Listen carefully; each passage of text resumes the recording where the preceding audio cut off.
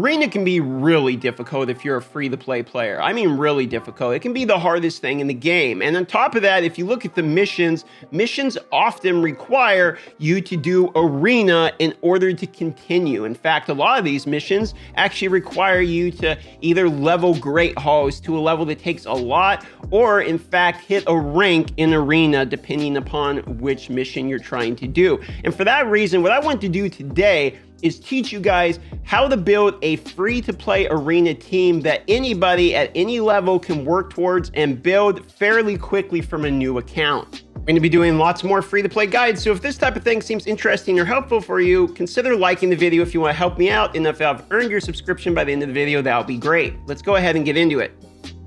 Okay, so you have 4 spots on your Arena team. All of the characters I'm going to be showing you today, you can in fact get for free, meaning you can farm them or you get them right when you're starting the game. The first of these characters is going to be for our leader spot, and this is going to be Spirit Host. Now, Spirit Host has an increased ally speed in all battles by 10%, so it's going to help us with going first, but she's also farmable, meaning all we have to do is go to the campaign, we scroll over here to stage 4, and we can farm Spirit Host. It is RNG whether these characters drop, so if you just don't automatically get them, don't be mad. It takes a little bit of time for them to drop, but once they do drop, I'm going to show you why we use her. It's not just for the aura of the 10% speed, it's also going to give us 50% increased attack buff on all allies, which is going to help later on when we talk about doing damage, and then it also removes all debuff from all allies, places block debuffs on all allies for 1 turn, meaning we probably want her to go first so we get the ally attack on all allies first before we do anything.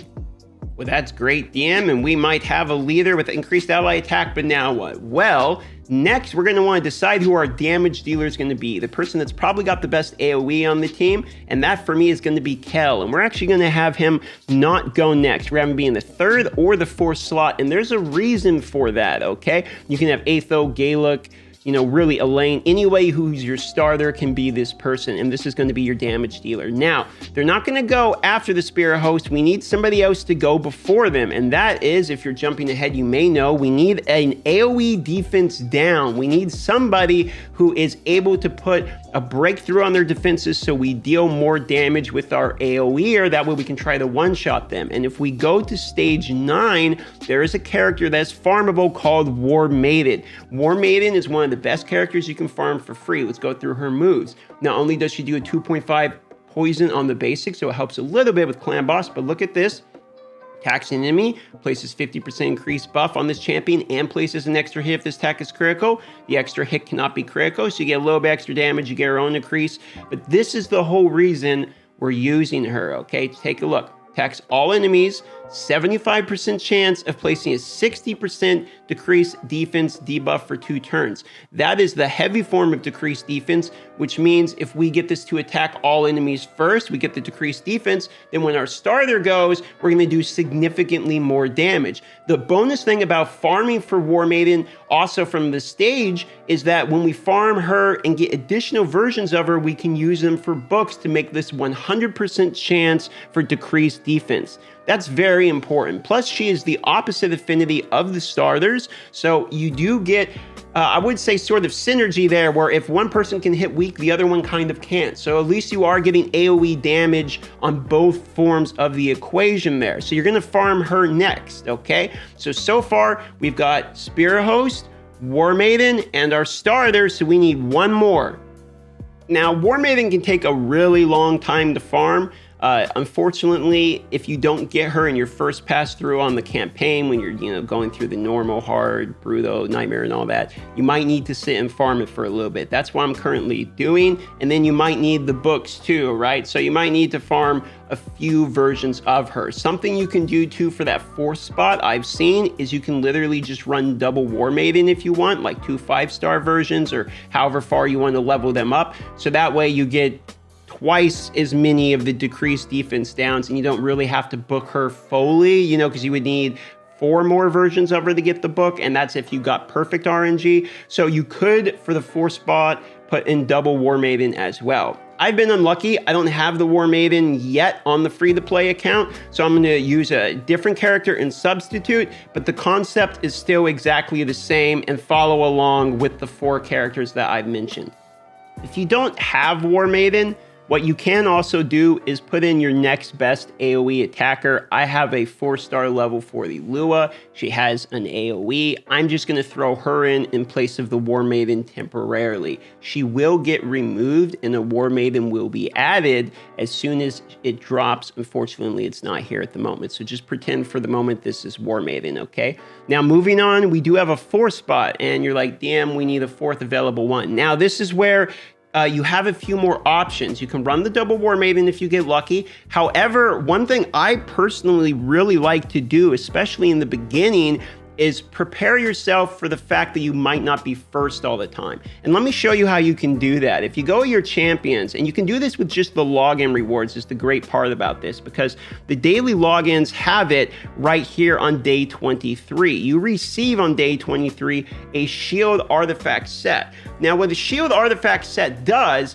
is, if you actually look at the bonus, 30% HP ally shield for 3 turns, but what they don't state is that's actually the total HP, not the base HP, meaning if you get HP percentage primaries on some of these items, like I have 3-star boots and chest plate there, HP percentage, not much, but then you also level the helmet to get the flat HP as high as you can, and maybe get HP percentage gloves.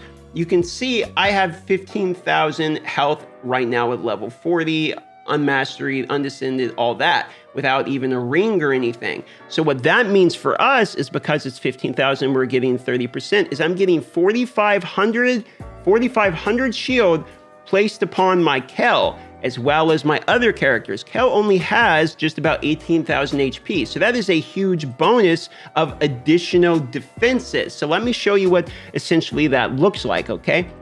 We go to a battle. This one is going to be a little bit tougher. Here we have my lead that we talked about for the block defense increase attack, though she's not fully maxed out yet. We have the Kel, who's the majority of your damage, and so are your carry of the team. This would ideally be the War Maiden, who would do the decreased defense. And then we have our last character, our utility slot, which maybe has that HP shield you can get for free. Another option is, if you don't have the HP shield yet and you have Shaman, you can put Shaman in your tankiest gear and use her sort of as a revive for the people that die if you go second. I want to show you the shield set in use here, so I'm going to run this one first. So here we go. We do have the speed lead. Let's see if we go first. So we do actually go first. Now, ideally, the first person would be her, and she would give us the attack up. And then ideally, this would be War Maiden, and we would have decreased defense up by now, as well as attack up. And then Kel would be going, and we would do the AoE and do significantly more damage than that. And to be honest, probably one-shot everybody. You can see how big this shield is.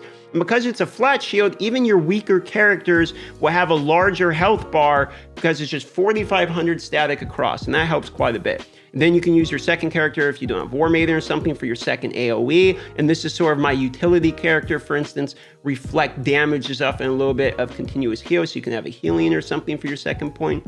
Now there's the recall. So Shaman recall is something that you can do as well. I don't like to use Shaman too much personally. I'm not really a huge fan of her, but some people do use her in the beginning. I think I used her as a chicken, to be honest, on the first free to play.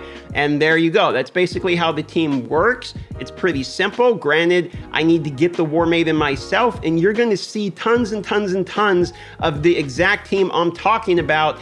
And you can see there's just so many missions that come through, like we complete this mission, which opens up these missions, the champion progress, the challenges. You need to be able to go through Arena, because Arena is so important both for your Great Hall as well as your missions to get Arbiter. And the fastest, easiest way to do that is buckle down and go farm that War Maiden and go farm that Spirit Host. Again, stages 4 and stages 9. So you can go to stage 4 and you can farm Spirit Host. Then you can go to stage 9 and you can farm War Maiden. And yes, they do drop on normal as well as hard. So you can farm it on whatever your hardest variant is to get experience while you're doing it.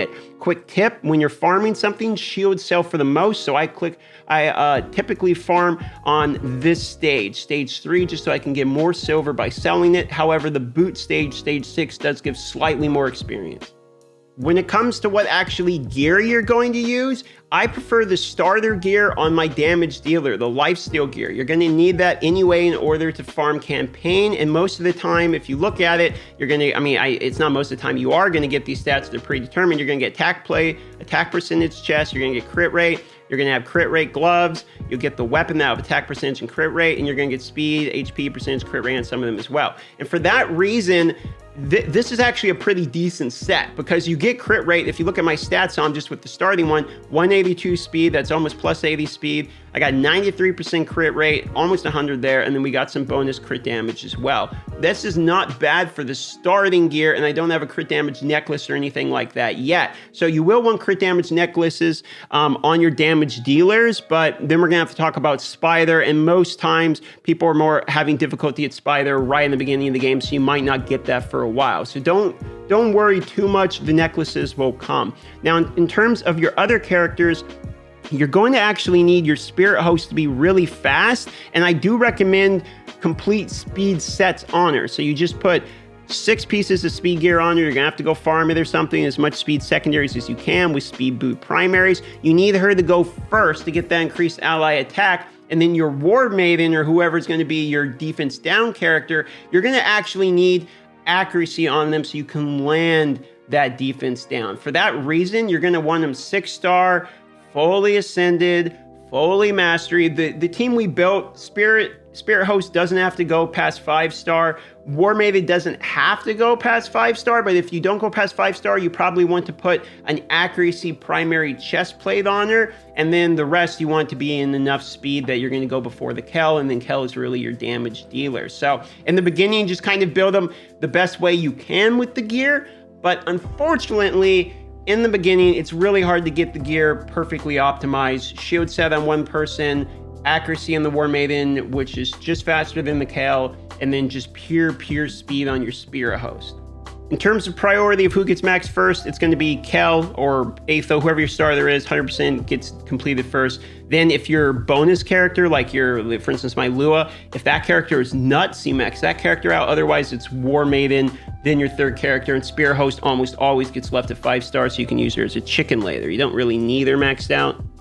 Some of the gear you get from Clan Boss can actually be pretty decent for the arena. If you happen to get, for instance, Immortal can be all right, because some of the Immortal pieces right in the beginning, or some of the Cruel pieces can be 4 or 5-star drops, and you could get the right primaries right in the beginning. So just because it's not a great set, like, oh, that's Immortal, that might not be a PvP set, take a look at it. In the beginning, you might really need those pieces. And when you're going through, definitely save your meadows for a while and only use the meadows when you have to.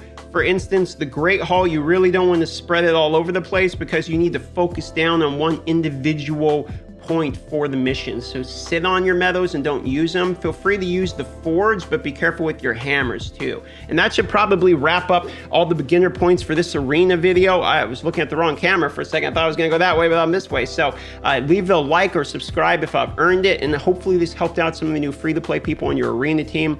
Spirit Host, War Maiden, your starter character, bonus character, maybe Shaman with an HP set that you get on day 23, okay? Love y'all. Thanks for helping me out by watching the video, and I'll see you on the next one.